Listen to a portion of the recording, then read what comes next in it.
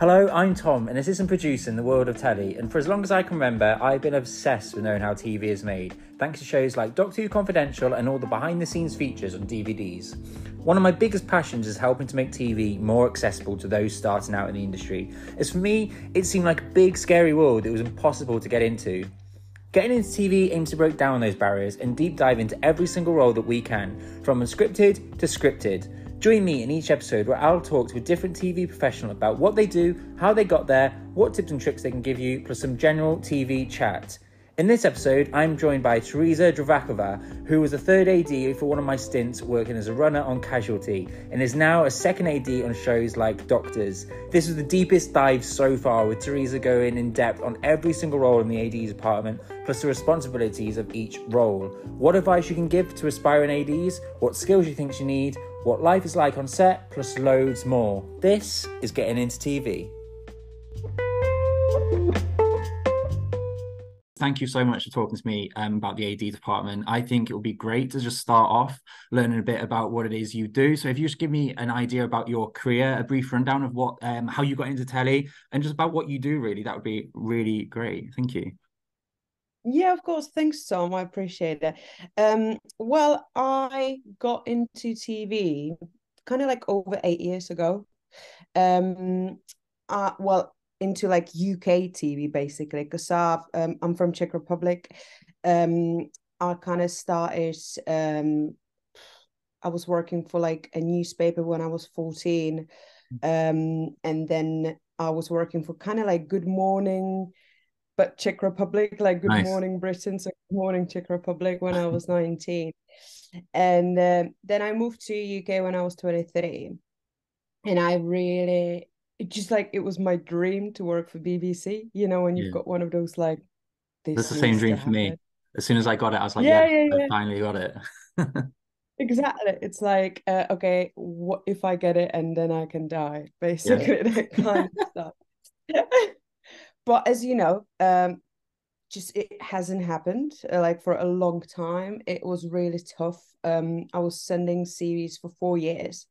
But also what I realized that I was sending it for like all over kind of like different positions. So once I applied to be a first AD on Stella. Because I just read, what? I just read the description and I was like, yeah, I can do that. I love that. I love That's the fine. the bravery of just being like, yeah, I can do that. But I feel like that's what you kind of need a little bit of. Yeah, but obviously no one ever replied to me No. because they were like, just like imagine getting this kind of ridiculous email from someone who has never worked in UK applying for first AD, and you're just like, what the fuck is this? I can just imagine what the producer or the line producer or anyone reading that would have been like, absolutely not, just straight in the bin. Yeah. But I remember I was just reading it like, okay, so as a first AD you have to do this, and I was like, easy, that's fine. So I think that I applied for a few of those, but then I was just so desperate. It was actually kind of like a bit of a breaking point. So I thought, right, so either I'm gonna get something in next 3 months, or I'm just gonna move back to Czech Republic. And a friend of mine was telling me about Casualty, which we both Great know. show. And yeah, she gave me someone's email. Oh, it was Wendy, who used to be a line producer there. So I emailed Wendy, and she replied within like a few days that they had just like that they need someone for one day. And I was like, great, but I lived in London that time, so I had to like, get there for like 6 or 7 a.m. So I left like 4 a.m. from London. Got there, I did that one day, and I must have like, I don't know, left a good impression or something like that, because then they offered me like if I want to apply for a base runner over there, which I did, and then I got it, and from there it's been 8 years non-stop work. Nice. And I feel like that's the thing though, is like even though you were applying for like loads of first AG jobs, which you were never going to get coming straight into the industry, it's really important to kind of like, I suppose, keep an eye out for these and like you did, like look at the job descriptions and see what it is that job, what you need to do that job, because you can see where you need to kind of work towards. But like you Yeah, did with Wendy, emailing these people and just saying, I want to do this. That's probably like the best way you can get into this industry, I think. yeah, that's Is talking to definitely it. people. I think also what is a bit of a probably disadvantage for some, Mm. especially I don't know if you've even if you're foreigner or not, but it's a disadvantage if you kind of really don't know anyone in TV. Yeah. And it's a real And shame. that's a real shame, but it is kind of true. Like, if you know someone who knows someone, it's so much easier than literally just be like out of the blue, like, hello, give me a chance. Yeah. No, it's so true. Briefly there, you mentioned a bit about different roles within the AD department. Can you just give us an idea about the shape of the AD department, what roles there are, what each role do, and just a really brief rundown, but it'd be really good to get an idea of what a base runner is and what a first AD is. Because I mean, when I Yeah, uni and all I wanted to do was work in drama, and I remember working on my first set job, and I was like, I had no idea what a call sheet was. So all these little things of like what an AD is, it would be just great to kind of briefly touch upon. which job was it that we worked together, Tom? The job we worked together was on Casualty. I want to say like 3 years ago, maybe. Yeah, I think it might have been a bit more, but Yeah. yeah. I was I your third? Yeah, you're my third. I think I was base running. I did a few stints on Casualty. I think that was my base running one. I think. Yes, I think that you were base running at that Yeah. point. It was fun. I enjoyed it. Yeah, because so yeah, if we've got a little rundown, so basically base runner is quite underrated but very vital position. So when you're in base, you kind of right hand of your second AD, Mhm. which obviously that's the position that now I'm doing. But yeah, as a base runner, you kind of need to make sure that everything behind the scenes runs smoothly. Mm. So you're kind of the first one who comes into work, make sure that all the artists go through costume, they go through makeup, Mm. um, while you keep updating your second AD about what's happening. If, for example, someone hasn't arrived, you have to flag it up straight away. Yeah. So it's kind of like you are all eyes and ears everywhere. What is great is like, do not ever feel like as a base runner that, oh, maybe I shouldn't say that someone's running late. No, just I say it can because I it's can not. totally vouch for that. And I remember when I first started, like just that fear. I remember going up and knocking on the door and being terrified to call for that actor just because there's that weird thing right at the start, but you get used to it and you just have to tell and people will understand. But I totally understand that there is that fear because I had it myself of being like, I don't want to tell that this person's not coming because you know that that's going to have Yeah, a rolling effect on everything else. But you just have to tell people and people will understand. yeah, because it's so much worse if you're not saying anything and then they're like, all right, 10 minutes till set, and you're like, oh fuck, they're not here. I mean, come on. Yeah. And then you are screwed. Yeah. But It's if all you're about upfront, communication. yeah, 100%. And I think it's just like you just need to be very much upfront and just yeah, just kind of like don't hold back, even if it's really difficult for a person. Just kind of like be honest Yeah. is one of the main things as an AD is being honest. No, definitely. So as a base runner, also depends on like for example on casualty, you've got two units running at the same time. You remember that, don't you? And I then you remember get coming in on my first day. It was like the 2nd of January. I think it was actually whatever it was the first day back after Christmas. It was my first day yeah. properly on Crime Watch on Casualty. And I remember being given two radios and two call sheets. And I was like, I had no idea that I was being given two radios and two Yeah, call sheets. And I was like, what? And it was it's terrifying, but it it's was so fucking terrifying. it is. But you get used to it. You just have to kind of know when to listen and just who to talk to. But it gets there. It's just absolutely terrifying when you are handed them two things and you're like, oh my Oh God. my God, it's so terrifying. But then also, it's so rewarding when you know that you are on top of it. Mm-hmm. Once you get on top of it, then people just do really appreciate you, and they really know that it's not easy to be listening both of the radios at the same time. Yeah. But once what I always learned on Casualty, because I was kind of the one on Casualty who um rebranded, let's say, the whole base runner position. Because when I started, they almost gave up on having a base run because for some reason it was not working. But when I started, I kind of, because I just really wanted it to work. I just Yeah. really It's a wanted. vital role. Yeah, it was just, and I really loved that role. So I made it. I even kind of wrote then after a little instructions for the other base runners who came like after me, how to do it, what to do, what kind of you know, what help you need, what's good to listen for, what's not vital to listen for, stuff like that.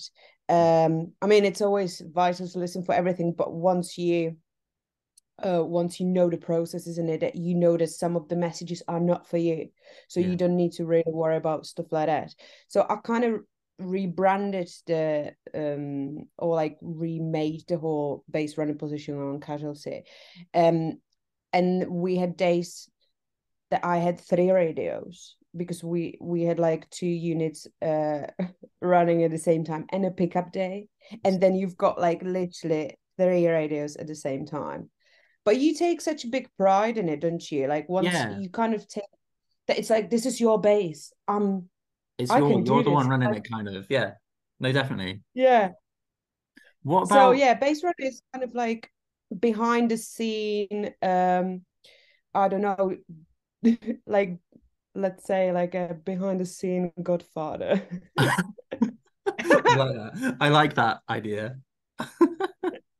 Running it all with your everyone else is your puppets and you're the one going like in charge of I everything. mean, What about without the killing anyone. floor runner then? Because even though I mean my first I did a load of floor runner jobs before my base runner job and I didn't really know what a base runner was. So floor runner I feel is the one that I feel like people know of more. But if you could give a brief rundown of what that is, that would be great. They do. That's very true. As a floor runner, you you are basically kind of very much right hand of your third AD. Mhm. So as a floor runner, you you read a call sheet every morning when you get it, Yeah.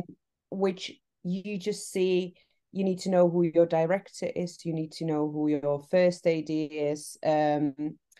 DOP, all of those like head of departments. Mhm. So it's kind of important. Well, one of the most important things I always think is, as a floor runner, you need to make sure that everyone's happy. I'd agree with that. That's kind of like in a nutshell, but it has so many little elements. Like one of the first things in the morning is you usually set up the tea table. Yeah. So wherever on locations you are, um, even though that it doesn't seem as a priority, it really is for the crew to get a A hot drink. crew It's like like if it's like what they they say. can't They always function say if an they don't army get functions on their stomach, and it's the exact same for a crew. They function on their stomach. yeah, if they don't get biscuits and tea, they basically just say, I'm not working today. They'll Thank you riot. very much. Yeah, they just right. So you set up a tea table, you need to make sure that all your head of departments and cast, they have chairs, they know where to sit. You know, as a floor runner, you need to talk to location managers and find out where the changing rooms are for your cast. So once they arrive on set, you know exactly where to take them. You know exactly where their rooms are, where they can drop off their stuff, where they can relax, and then basically you can tell your third AD, you tell basically people around it, you know where they are. You kind of, you need to be a bit of a stalker as a floor. I'm glad you in said a that. kind of, I mean, in a good way, but yes, a stalker is the word that you need to know where everyone is all the It's so time true. without feeling. One of my least favorite memories of I think it was my first job. It was actually, yeah, it was my first runner job. And I was looking after an actor on a show called Jamie Johnson, and one of the actors just wandered off, and Yeah. he knew that I needed him. He knew I needed him, and I turned my back for like 10 seconds. I turned back and he was gone, and I could not find him. And first AD's obviously calling for him, and I'm like, I can't find him because. And but by that point, I'd already said I had my eyes on him. But within these 10 seconds, he'd gone, he'd wandered, and I. Oh yeah, yeah, It yeah. was my Oh God. worst. I hated it. I absolutely hated it. I was just running around this field looking for this actor, but it happens. But yeah, It's so stressful. And also, what that's actually one of the things that I find that is very unfair for runners is that for example, you know, when you knock on the artist's door and you tell them like, we need you on set, or I don't know, 5 minutes warning, blah blah blah. You basically you do your job, and then it's up to the actor to do their job. So the runners shouldn't be punished for that. no, So true. if you know, if the first lady is calling like, okay, we need to travel, and you're like, yes, I thank you, like copy that. I knocked the door, they are aware, and then people start shouting at you, at the runner, where is the artist? I'm sorry, but this is not your fault. Yeah, no, it's definitely This is definitely agree. I feel like that the actors should really start you know, taking kind of responsibility for that, because um no one should be shouted at for someone else's fault. This is not fair. And especially for someone as a runner, floor runner, base runner, those people are on minimum wages. They don't deserve this. And also if someone like that like wanders off, I totally get when people need to leave the Yeah, set, when they need to make a phone call, when they need to go to the toilet. But also they know that the runner needs to know, because then obviously people are asking for them. So just let them know where you're going. It literally takes 10 seconds, doesn't it? You just yeah. say, sorry, I just need to make a phone call, but I'll be around the corner. You don't need to go with It that goes back to that whole person. thing though that we said. It's all about that communication. I think that is like the glue Yeah. that holds a production together. If the floor runner then is the right hand man of the third AD, what is a Hmm. third AD? So then the third AD is basically the right hand of the first AD on set. So the third AD gets the prep time, which is great. So they read the script and everything, and then they have to they make their own little script in their head regarding onto where to place the supporting artists. Mhm. So as a third AD, one of the main, like the biggest responsibilities is creating the background story for the director. So even though you are the right hand of the first AD, you are also very close to director on set.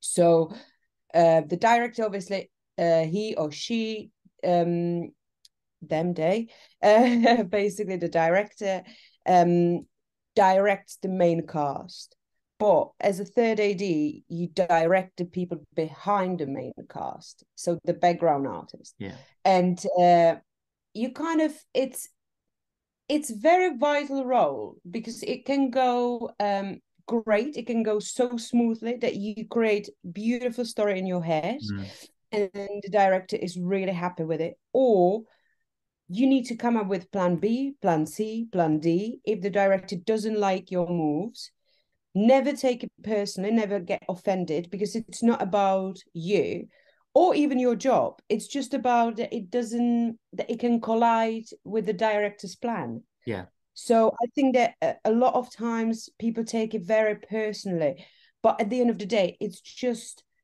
you have to think about that you are putting a little puzzle into a big idea. So the director can just say, sorry, that essay really got me distracted. So you just do, yeah, of course, you send the essay the other way, or you just keep the essay standing there and someone else comes to him or her, just start talking. So you have to always very much come with like a lot of different plans. So you need to be very kind of fluid as a third AD. Also, you know, you are in charge of the radios, which is a massive part of the day, isn't it? Always need to have a lot of radios on stand, always have a lot of batteries to hand out. Yeah. Charging, recharging. Yeah. What else is the third AD? There are so many. You It's have just such a big big. responsibility. I've always thought like a third AD, like in the same way that the first AD, very similarly, everyone looks to you. And you're kind of like, the way I feel like it is, you're kind of like a shepherd that's like herding a load of like sheep. And you're just the people, everyone is looking to you, and there's so much responsibility on your shoulders. I feel like, well, for all the ADs, for everyone, I feel like you've all got so much responsibility on your shoulders for making sure that the day runs smoothly. Yeah, 100%. You get asked so many questions during the day, so many ridiculous questions during the day, but also so many vital questions that you kind of need to know about everything what's happening on set. You need to, if you've got, for example, if you've got kids on set, or if you've got animals on set, obviously those are the biggest kind of things for first AD. The first AD needs to check the hours for the kids on set, and the kids always need to get out. But as a third AD, you kind of are the backup person for the first AD, who's got so much on your in the head that you, if you know you've got kids, it's always good to write down what time the kids stepped on the set, even though obviously the kids got chaperone and you know it's great, blah blah blah, but then you know exactly what time they stepped on. And then, you know, it's usually good to remind the first AD kind of like 30 minutes before the kid is released, kind of like just to let you know you've got 30 minutes left. They like 99% they know, but they also appreciate this kind of like, oh, it's great that someone is also checking on me, so it's not all just on my shoulders. Yeah, because they've already got so much on their shoulders that it's nice to have that.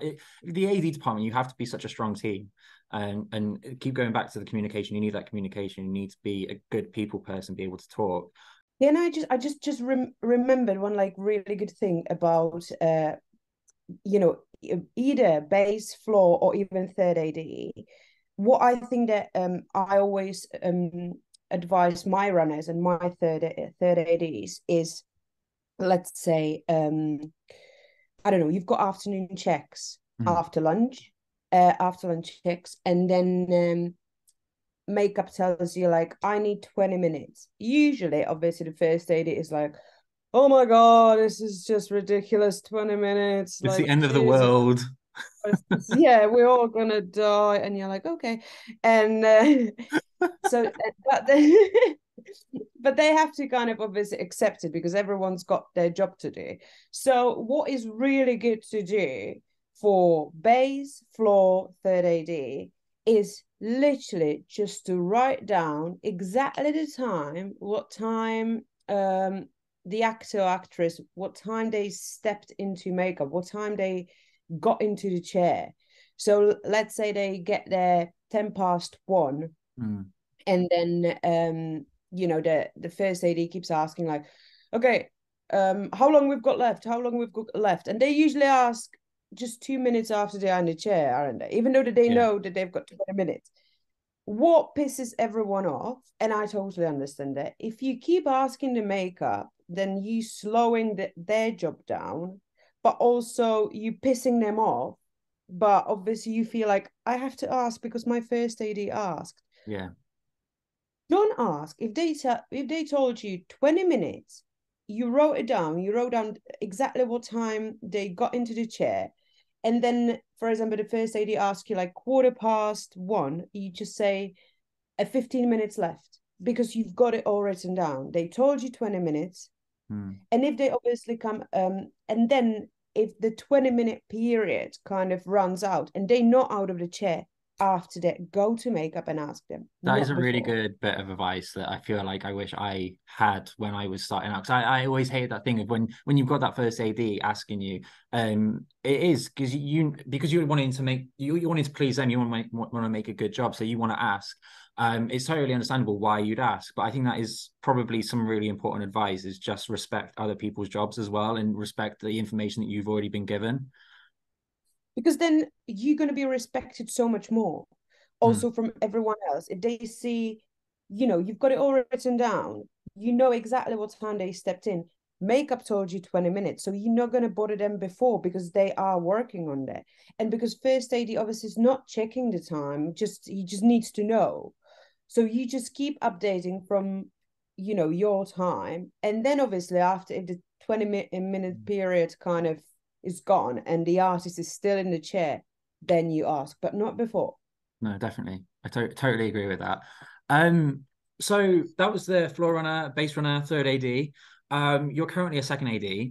What is your day like? What's your role like? This was always when I was working in drama, this was kind of like the role that I always like the look of. So yeah, just tell me a bit about what you do each day. It's quite funny because the second AD, it's always like yeah, I think it's the part of the whole Godfather family, isn't it? That not many people like see you, yeah, but they kind of know of you. So on set, you never go, well, you hardly ever go to set.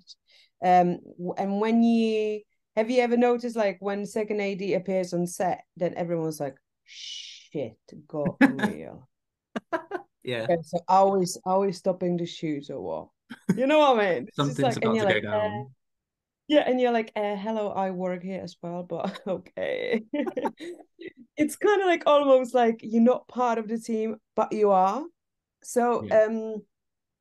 a day as a second AD, so you arrive the same time the bass runner arrives. So you kind of need to be in the building, let's say 10 minutes before the artist arrives. So you kind of need to see with your eagle eyes that that people arrive in. But then you leave that to the bass runner, and the bass runner then you are in the office, and the bass runner kind of updates you on what's happening. If people are not arriving, then it's you who's calling the artists in the morning. So you're like, hello, are you still in bed or are you alive? So that's kind your job. The same with then the third AD also tells you some of my background artists haven't arrived yet. 7:30, I need them here for 8. The call was 7:15. I don't know what's going on. Well, they should have told you straight away. But then you usually get the names the night before from the background agency, and they send you a list with names and their phone numbers and emails. So instead of going to the agency and call them, because then basically you just cut the third person, don't you? Because then they have to call them. So you just call straight away to the background artist, find out where they are, what's happening, and then you update the third AD. If it's something more serious, you need to obviously update the first AD straight away when the first AD arrives at work, if it's something that needs to pay their attention. So that kind of happens before everybody needs to be on set at 8 o'clock. If you travel to locations, then as a second AD, you help your department to travel smoothly. So you help them to travel the whole heads of the departments and stuff like that, which is obviously also the part of floor runner, third AD, that they travel everyone to set. And then basically once everyone's gone, you can kind of like, you just like relax for a you bit. feel like that you can rest, but you can't. Yeah. Usually that's when the other artists for the other scenes start arriving. So that, and then it depends if your production has a bass runner position. If they do, the bass runner looks after. If they don't, the second AD have to take care of that. So make sure again that everyone goes through makeup, through costume. Once you kind of settle down, have a quick breakfast or coffee, or just shuffle something down, then you can start making the progress report from the previous day. So the progress report is just, it's really boring most of the time, and no one really reads it. I Let's love be the honest. honesty there. I love the honesty. Yeah. It's I mean, yeah, people read it. The people who need to read it, they read it. So Yeah. like producer, if you know, it's usually there's this kind of timing from script supervisor involved on the piece of on the piece of paper, like saying, I don't know, if the episode is running a bit short, or if it's overrunning, then this is the whole progress report. Mm. Into that progress report, me as a second AD, I would fill out the artist that I had the previous day, how many essays I had, if we were lunching out or not, stuff like that. It usually takes like an hour to do that. Mm. Once you do it, it's around 10, half 10. And then you start working on your call sheet. The call sheet is the one that the whole crew reads, or at least they should. If you're a spark, please read your call sheet. Yes, thank you very much. Can't stress this enough.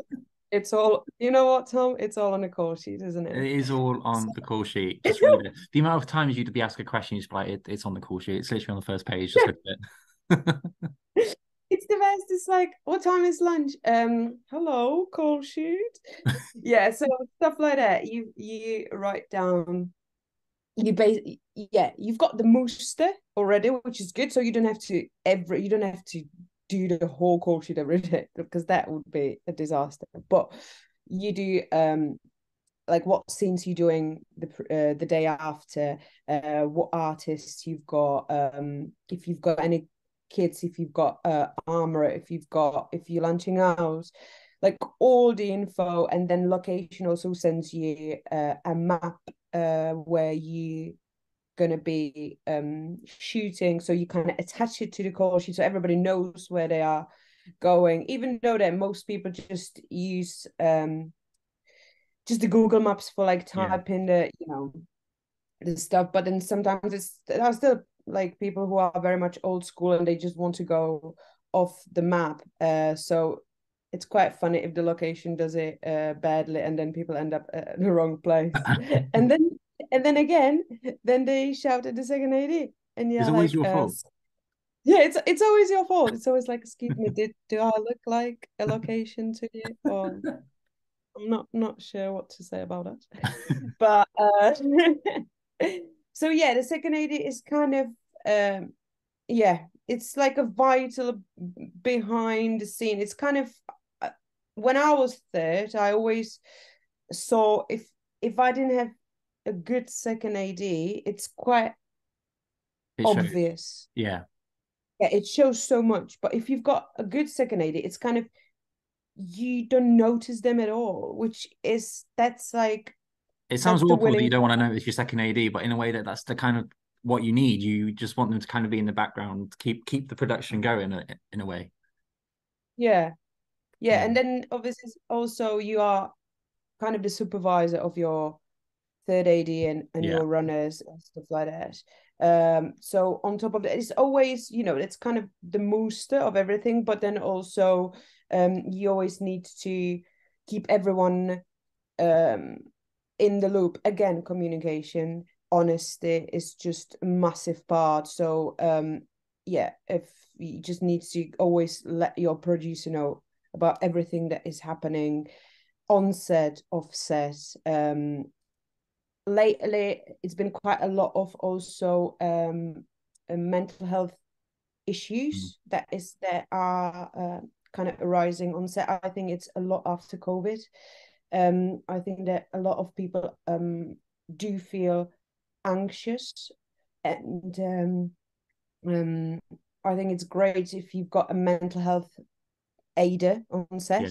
but it's not the case a lot. But as a second AD, you also kind of, whoever comes back to, you know, just back to wherever you are, it's always good just to listen and, you know, just kind of try to take the pressure off everyone. No, completely agree. Also, to anyone listening, I am just apologizing for the background noise you can hear right now. I came into work today thinking I would have a quiet room because no one's ever in here. And little do I know there's a training thing going on in there. But I think they've all gone to lunch now, so I can only apologize to anyone listening to this. But thank you so much so far. It is all really good stuff. Going so in depth. And this is kind of what I wish I had when I was breaking into telly when I originally worked in drama, and just like really understanding the roles and what was kind of expected of you. I think it's really, really valuable. It'd be really good to talk about the first AD. These are the people that I feel have the most weight on their shoulders on set. Everyone is looking to them. They are the captain of the ship. And yeah, just tell me a bit about what a first AD does.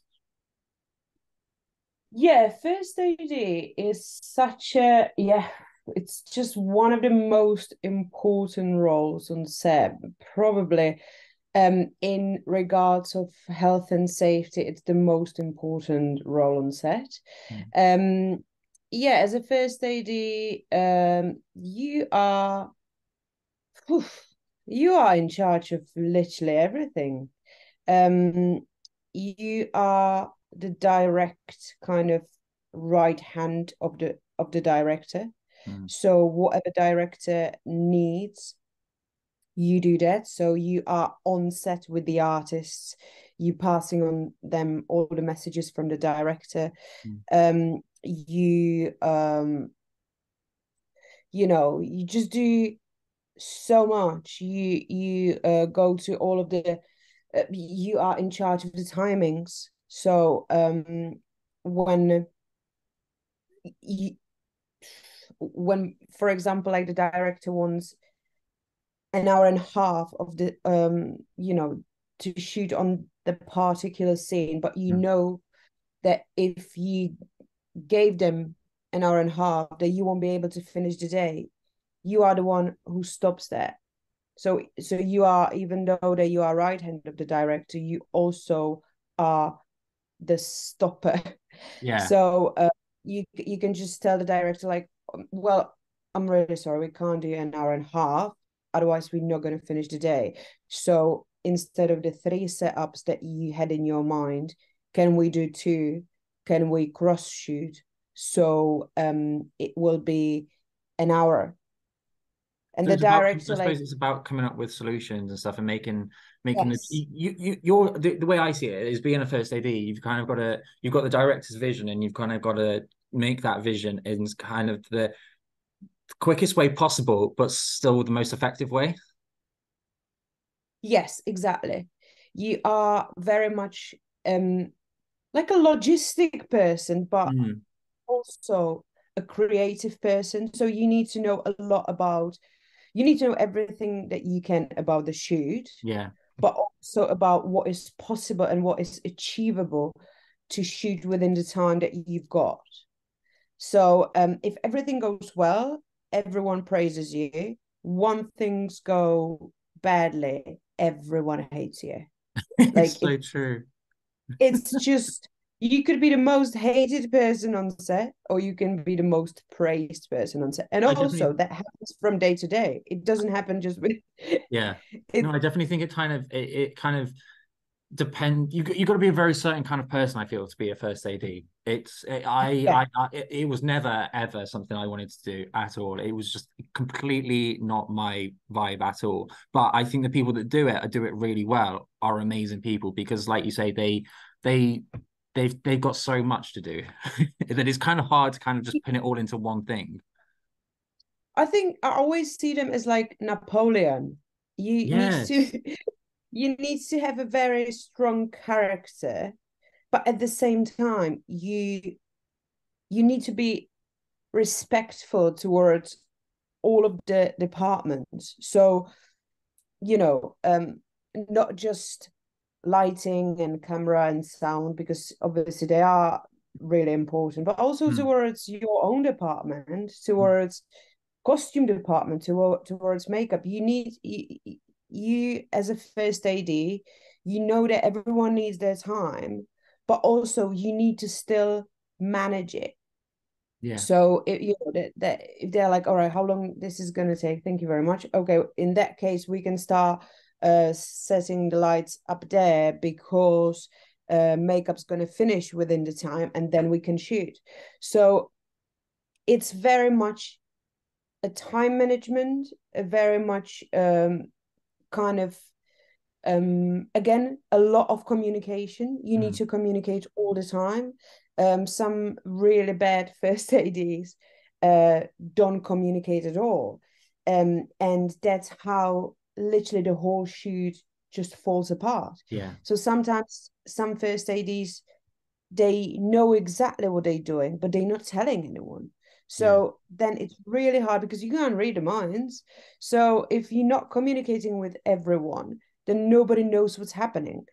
The best first ADs are always those who tell everyone how many setups you've got, what needs to be done, how it's achievable, how we can do it, how we can push through the day.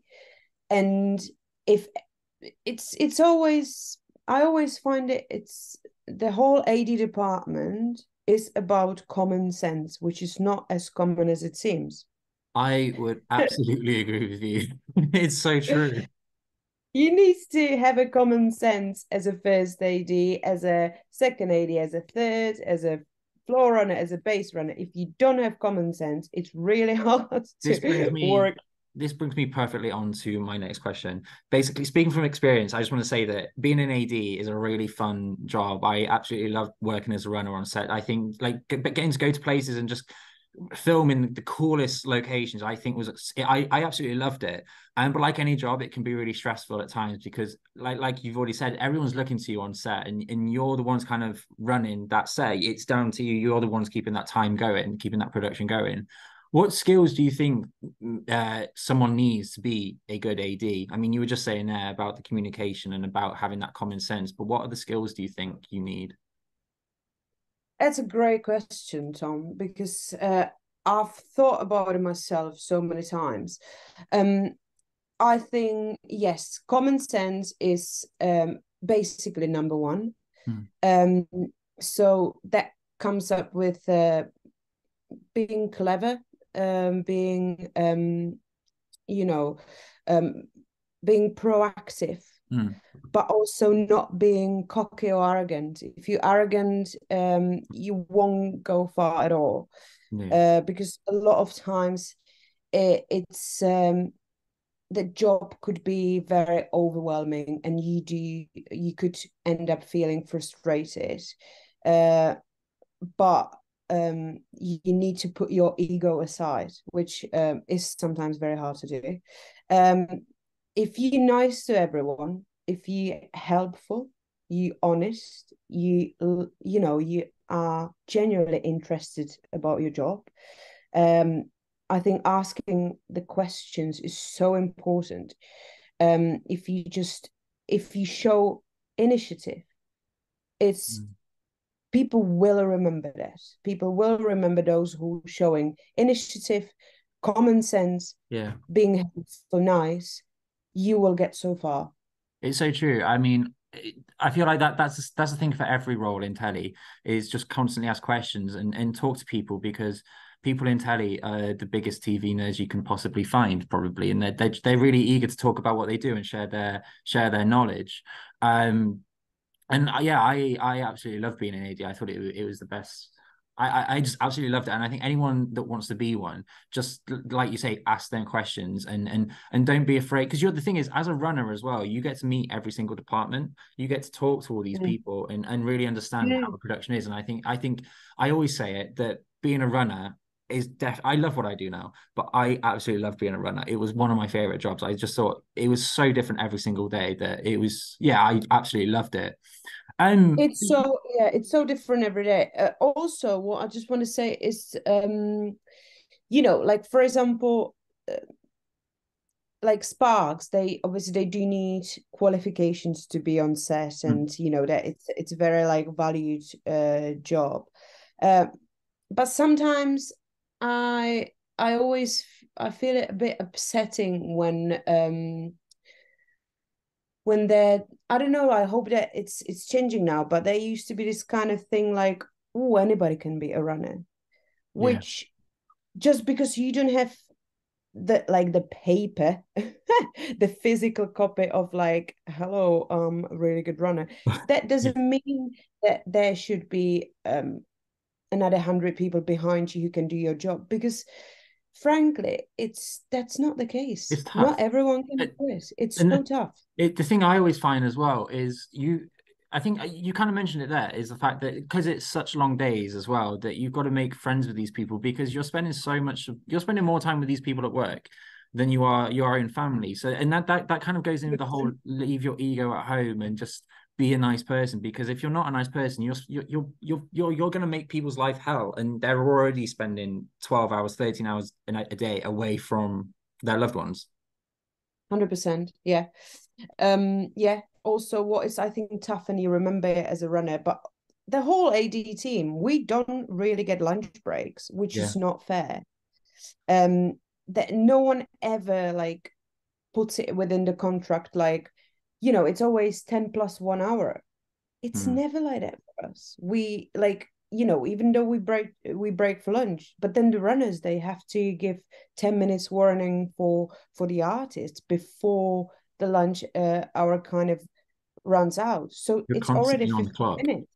Yeah. Yeah, you never get the whole full hour. You can't turn up at work at 8 o'clock and just, you know, just hello, here I am, because that would never run. Like, you need to be there usually an hour ahead. That's not really paid. You Yeah. know, it's something like It's that really not fair. It's really not fair. And it's not you've got to, it it's sounds not awful to fair. say that you've got to love what you do, but I feel like to be a runner, to work in Teddy, you've really got to love what you do, because there's so much that, like you say, you don't always get your lunches, and it sounds like a small thing, but it's things like that It's that massive, you've isn't it? really got to love what you do in order to, I feel like, to go far with it. But your first day on set can be really daunting, especially if you're brand new and you might never Oh my gosh, have a course yes. or let alone know what a radio is. So if you could give any advice to, say, a brand new runner who's about to go on set for the first time, what would that be? What would your top three bits of advice be? Oof. Let's put you on the Thinking spot about, now. no, I'm just thinking about my first day, because I didn't even know what lock off means. So I was waiting for someone to give me a key to lock something, which obviously that wasn't the But case. that's the thing, though. Is I think that's one of the things. Is kind of, I remember when I first started, I had no idea what any of the slang was. Like, and you're expected to know this stuff. And I went to university, and as much as I loved my time in university, and it was absolutely great being drunk for 3 years, like, you don't get taught, like, unless I think what's really valuable is putting yourself out there and trying to get on as many like projects as possible as a trainee or anything like that, and really kind of like try and like talk to as many people as you can, and just contact people and be like, what is it that you do? Because there's so much that, as a runner, I had no idea what a thing was. It's, yes, I think if you've got first day, I think that it's, and I think it's also a lesson for me, not overwhelm the runner with everything on the first day. Um, I think that you need to take time to read the call sheet, because that's the most important part. Yeah. So if it's your first day, someone just chucks you a call sheet, there's just so much going on, isn't it? But it's really important to find out straight away who your actors are. So what is their real name and what is their character name, and don't mix them up. Yeah. So do not call, for example, a character name, well, someone who's called Nick but character Charles. Don't call him Charles, because Yeah. his name is Nick. So it's really hard. Try to also so just memorize the artist's names and their character names. Ideally, what number they are also on the call sheet. So it's important to know, like, sometimes like number 2, number 30, and you just know who it is. Know who your director is. Your first AD, the whole team of yours, so you know their names. Ideally the heads of the department, because the DOP is always going to be sitting next to the director. So at least you will know who those people are. Completely new, so I think that's like number 1. That's kind of to know people's names in the morning.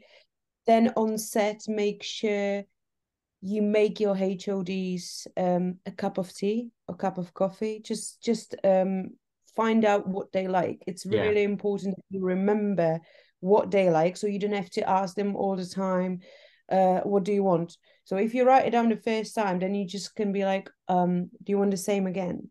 So it speeds up their job, but it speeds up yours, and then you look more confident, you look more kind of that you know what you're doing. And I think that just on that as well, I feel like it's really good to kind of like do that, because we've already said it's about the communication. It's about not necessarily being quick at what you do, but it's about making everything, I suppose you've got to make it as convenient as possible for everyone. And that kind of goes into that. You want to make everyone's life as convenient as possible to. And for you, like, don't, just working faster doesn't mean working better. I think that I think that you need to think that's the most like, then basically you cut down the time for yourself. You need, like, if you keep writing down stuff, you will remember that. It's much better than just keep repeating it, because then everybody looks at you like you don't know what you're doing. And then basically, like, I think that it's more work efficiently than work faster. That makes sense. And then number 3, if it's your first day, just watch what's happening on set. Like, obviously you will have to be on the phone, because you need to kind of like, that's the 21st century for us, isn't it? As a department, you are glued to your phone and just replying to everyone where everyone is and stuff like that. But I think that being also just for the first few minutes, if you're close to the third AD, ask the third what they need. If they send you somewhere just to lock off or stuff like that, if you don't know what they mean, ask.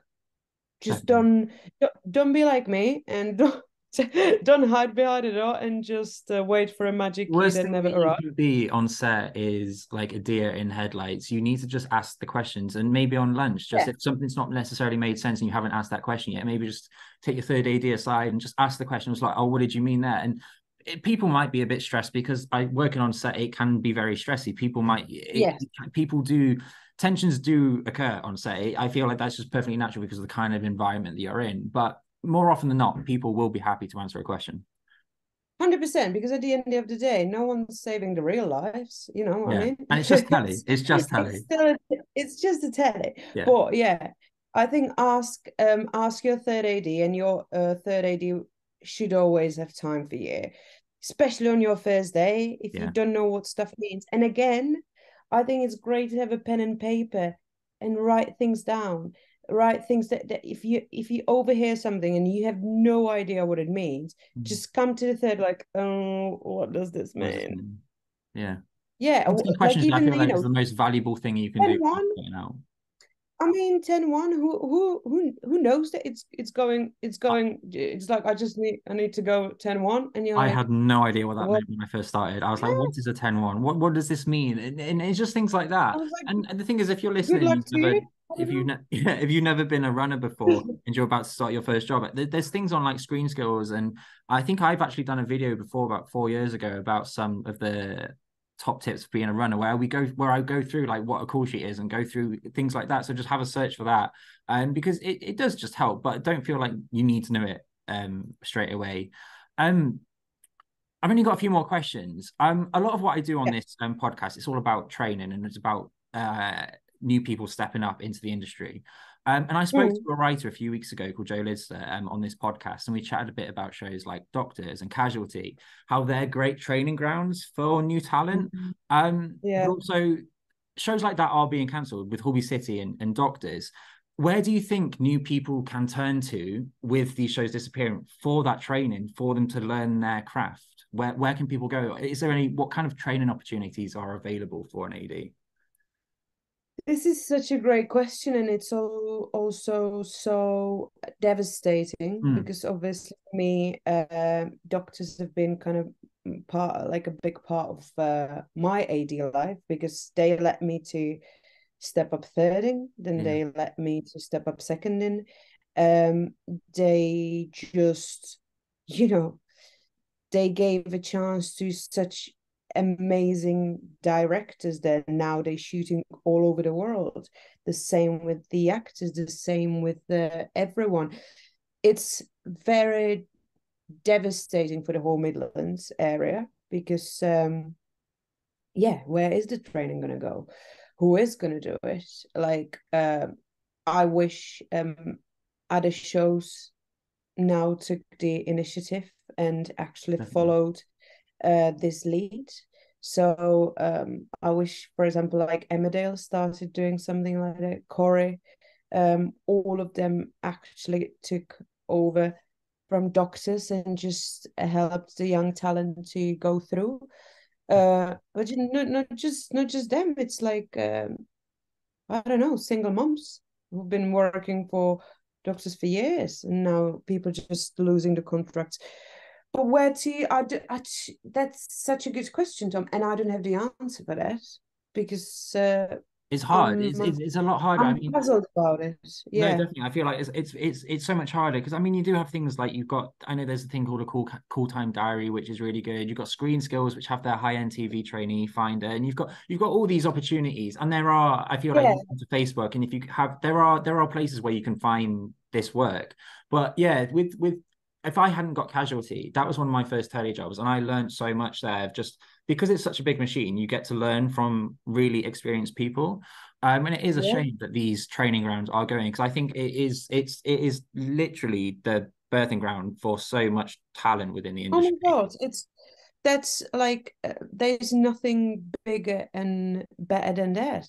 Mm, Because like yeah, Casualty is amazing example. Like, they also gave me like they gave me a chance when no one else would. mm. The same like I know that I couldn't be first AD on Stella, but still, I mean, you know what I mean? And then like the same like doctors, they're just amazing. They always gave a chance to anyone to Yeah, step up to have their first foot through the door. And now and not just that, but there's nothing else in the Midlands. So well then it's people get that. It's really sad, and hopefully something comes along because there's so many I do people. I do hope that there will be something new and again like inspiring because you can't kill this creative talent because like there are so many amazing creatives out there that they deserve a chance. So I do really hope that there will be like another few more great platforms where people are able to, No, definitely. just blossom. Um, Now being an AD is predominantly a freelance job, and this year it has been such a hard year for freelancers in telly. I mean, I think there's that stat of 75% of people being out of work because of various different reasons, because of the strikes, because of no commissions happening. How do you navigate being freelance? What advice can you give to people, and specifically to new people getting into industry? Because it is quite daunting when you're leaving university and you might have parents that are like, I want you to get a stable job with a stable income. Telly's not like that. How do you cope? Yeah, I'm not sure I'm the right person for this. But I mean, yeah, I haven't worked continuously since kind of the end of August. Um, it's it's not easy at all because I'm also thinking of either switching slightly the career or kind of retrain, which is not ideal. I don't want to do that, and I think most people don't want to do that. But I think that if you really want to work in TV, if you do want to go into this beautiful freelancing world, Terrifying and they freelancing world that is absolutely yes, crazy, but it's so rewarding and it's so exciting. yeah, it's yeah. But then if if there are no jobs around, I think that you kind of need to be real. Mm. You need to probably, because you still need to pay you still need to pay your bills.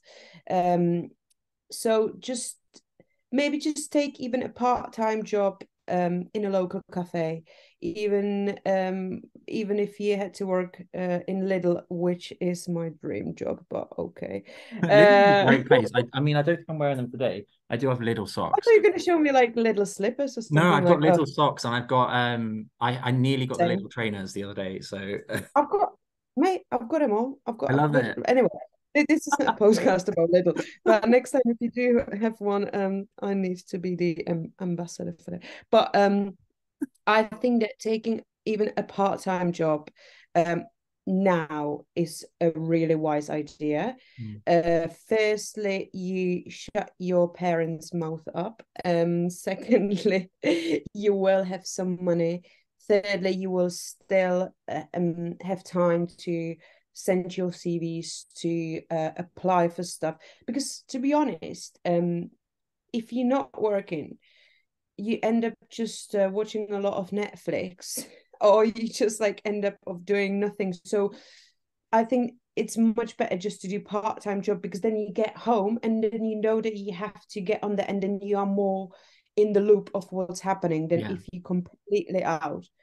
So keep applying CVs, keep keep getting into any kind of TV free events that are around you.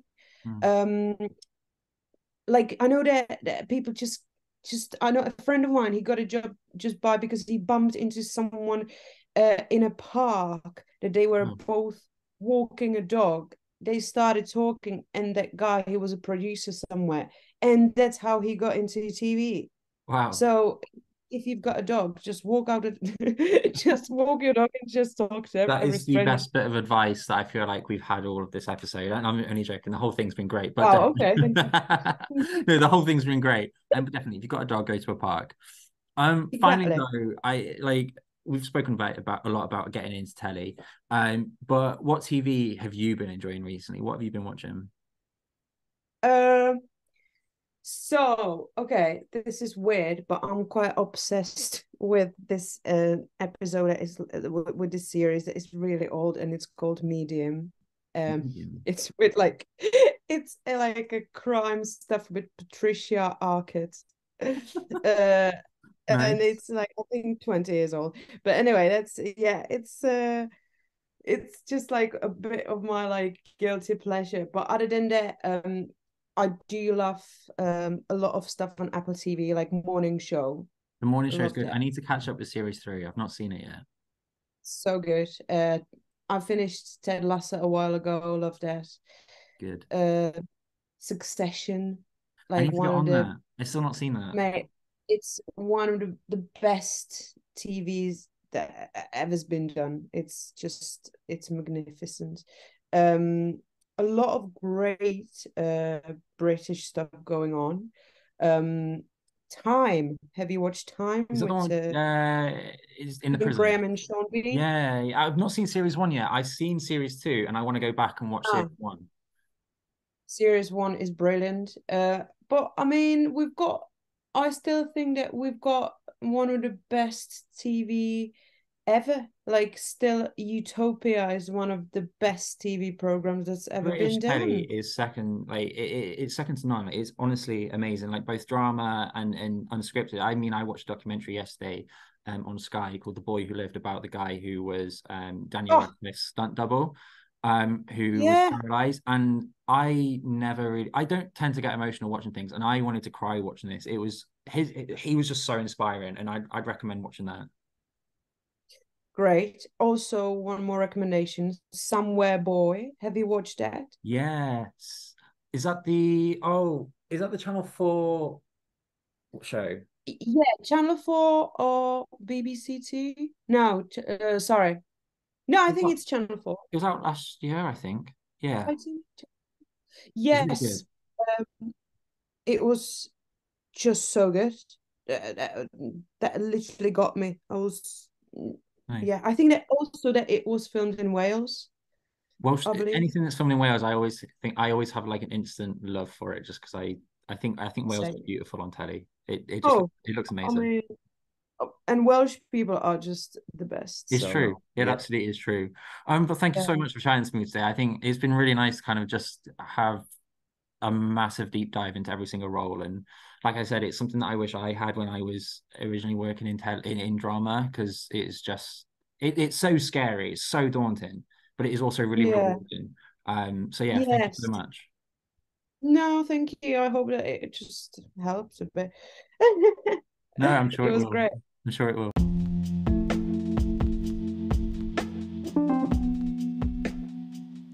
Thank you so much for listening, everyone. I honestly really hope you've enjoyed the episode this week. Personally, this was the episode I always wish I had when I was a runner, when I was breaking into drama, because the way that Tereza breaks down every single role, I think she does it brilliantly. You really understand, you get an idea of what each role does and how they help one another, and and I think most importantly, what it really does is it makes you understand a set so much better. Even if you don't want to be an AD, it just helps you understand what an AD does, and I think that's definitely vital. But definitely let me know what you thought, and if you have any questions, please feel free to ask. Next week, I'll be chatting to production coordinator in drama on shows like Sex Education and Industry, all about what it is she does. Also, if you want to keep up to date with getting into TV, just search on Twitter and Instagram and you'll never miss an episode. Make sure to follow me wherever you get your podcasts, and I'll see you next week. Bye.